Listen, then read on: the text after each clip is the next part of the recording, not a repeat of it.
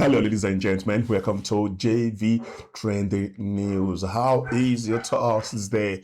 Today is the very a bit not hot, not cold, but a bit the cloud perhaps by my turn. The weather seems to prevent the heatness of the sun. But today we are moving to the end of the today already, and today is 29th day, January 2026. So let's look at the newspapers review from Punch. And then we'll have about four shortly. The first one will be sport. And then I want to really talk more on the major theories. So let's look at the first one. Outrage over police crackdown on Lagos anti-demolition protesters. That is to show that people that demolish their other aunts or other mode houses, whatever it is, other canal, whatever it is, their houses and properties were demolished, and then they protested. And the process of protesting, and the police used tear gas, which actually led to a lot of issues. You can see the picture of the man who is actually injured there. You can see the blood showing there. Even to call that BLOOD now seems to be a bit. I'm trying to see that because censorship on the community guidelines regarding some certain words that the algorithm and also the owners or the owners of the social medias will censor and will block you likely. But so you can say that what is showing there, that's red color that is showing on this right leg. So I hope that this government really knows what happened. During the time of Jonathan, it's very clear that we see that Jonathan usually showed that democracy, showed the meaning of democracy. But Tinubu has not been showing that. Tinubu has not been really showing truly that it's democratic. It's more like the authoritarian or tyrants, because the way he's allowing this to happen, even though everybody can tell me that okay, they just do it without a order from above.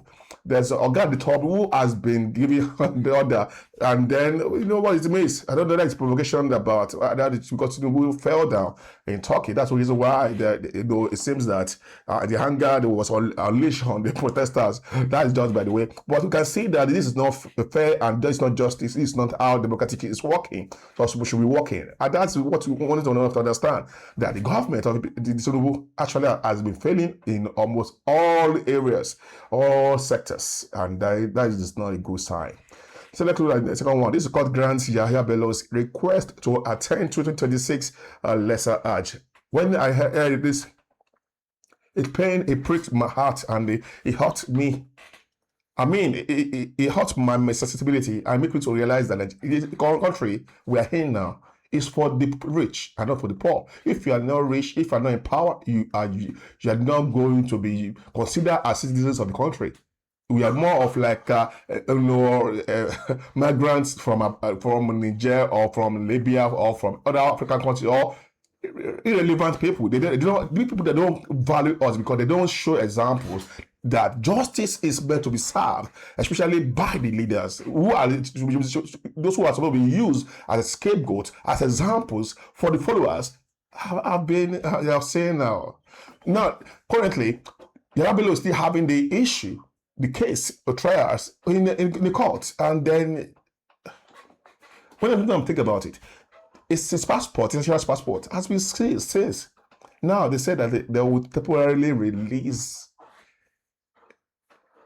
Do you know what it means to release potential passports of Yahaya Bello, who has alleged to have stolen more than 80 billion naira?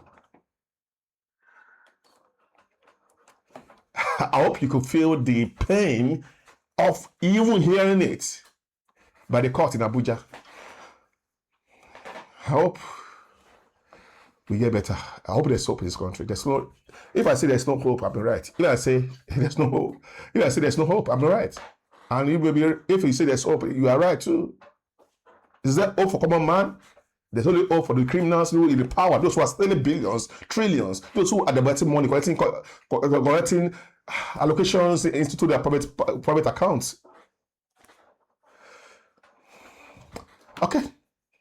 Next one is perhaps 58.47 trillion naira 2026 budget proposal for second reading. And this is quite shocking. Now, the previous last year, it was around 57 trillion naira or thereabout, because I think they still had some supplementary about trillions, maybe 7 trillions or how many trillions they still added to the previous or 58 or 54 trillion naira for 2025 budget. Are you saying what I'm saying? Are you thinking what I'm thinking about this country? The previous one, there's no accountability. It has been shifted, and now they are passing. They're trying to pass another one. Now they are going for 2 weeks recess. 2 weeks recess. Maybe they will be on break, and February 17th they'll be back.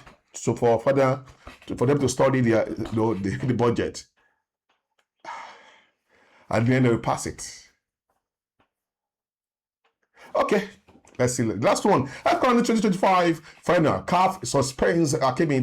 Thiaw finds Senegal and Morocco. Now, this matter is because of the issue of Thiaw, and then they were fighting, they were dragging, because Hakimi also threw the towel of the keeper of Senegal, and it's very sad. And that was the reason, and they sanctioned him for doing that. And it doesn't make sense, because it's not your towel. It is meant for the goalkeeper, and the towel is part of it, and it's not in the pitch. It is outside the pitch.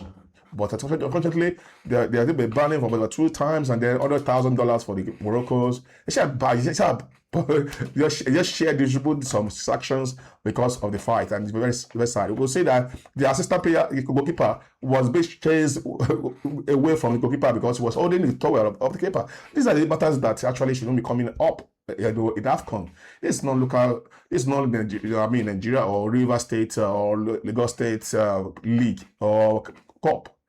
Cup. This is about Africa for all that matter, one continent, and it happened that way. But this I can go today. Say tomorrow, by God's grace, we will be coming back for live to share more updates about what is happening around you. My name is Johnson Salabi. Remain blessed.